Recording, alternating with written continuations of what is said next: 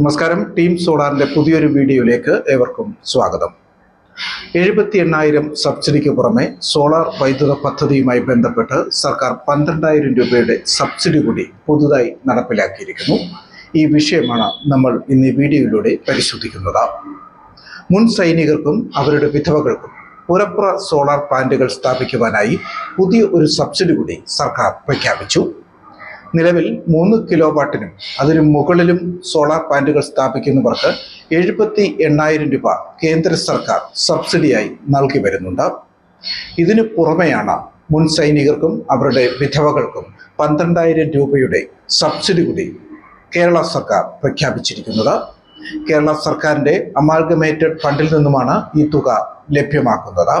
Solar പദ്ധതിക്കായി അപേക്ഷിക്കുന്ന സൈനികരുടെ എണ്ണം ബഡ്ജറ്റിൽ ഉൾപ്പെടുത്തിയതിനേക്കാൾ കൂടുതലാണ് എങ്കിൽ അവരുടെ വരുമാന പരിധി മാനദണ്ഡമാക്കിക്കൊണ്ട് അപേക്ഷകരെ തിരഞ്ഞെടുക്കും. ഇനി എന്തൊക്കെയാണ് സബ്സിഡി ലഭിക്കുവാനുള്ള മാനദണ്ഡങ്ങൾ എന്ന് നമുക്ക് പരിശോധിക്കാം. അപേക്ഷകർ മുൻ സൈനികരോ അവരുടെ വിധവകളോ ആയിരിക്കണം.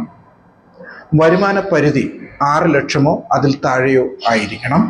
സൈനികരുടെ ഡിസ്ചാർജ് കാർഡിന്റെ പകർപ്പ്, തിരിച്ചറിയൽ രേഖ എന്നിവ അപേക്ഷയോടൊപ്പം സമർപ്പിക്കണം. ജില്ലാ സൈനിക വെൽഫെയർ ഓഫീസിൽ നിന്നുള്ള സ്പോട്ട് വെരിഫിക്കേഷൻ റിപ്പോർട്ട്, MNREയുടെ സബ്സിഡി അംഗീകാരത്തിന്റെ പകർപ്പ്, സോളാർ അംഗീകൃത വെണ്ടർ ഒപ്പിട്ട റിപ്പോർട്ട്, സോളാർ പ്ലാന്റ് സ്ഥാപിച്ച് പൂർത്തീകരിച്ചതിന് ശേഷം വെണ്ടർ നൽകുന്ന സർട്ടിഫിക്കറ്റ്, ഉടമസ്ഥാവകാശ സർട്ടിഫിക്കറ്റ്, ഇത്രയും രേഖകൾ ഹാജരാക്കിയാൽ സർക്കാർ 12,000 രൂപയുടെ സബ്സിഡി അമാൽഗമേറ്റഡ് ഫണ്ടിൽ നിന്നും ലഭ്യമാക്കും. ഇതാണ് സോളാർ വൈദ്യുത പദ്ധതിയുമായി ബന്ധപ്പെട്ട് പുതിയ സബ്സിഡി സർക്കാർ നിലവിൽ വരുത്തിയിരിക്കുന്നത്. മുൻ സൈനികർക്കും അവരുടെ വിധവകൾക്കും എത്രയും വേഗം സോളാർ പ്ലാന്റുകൾ സ്ഥാപിച്ച് ഈ സബ്സിഡി 78,000 രൂപയുടെ കേന്ദ്ര സബ്സിഡിക്ക് പുറമെ 12,000 രൂപയുടെ സബ്സിഡി കൂടി കരസ്ഥമാക്കാം.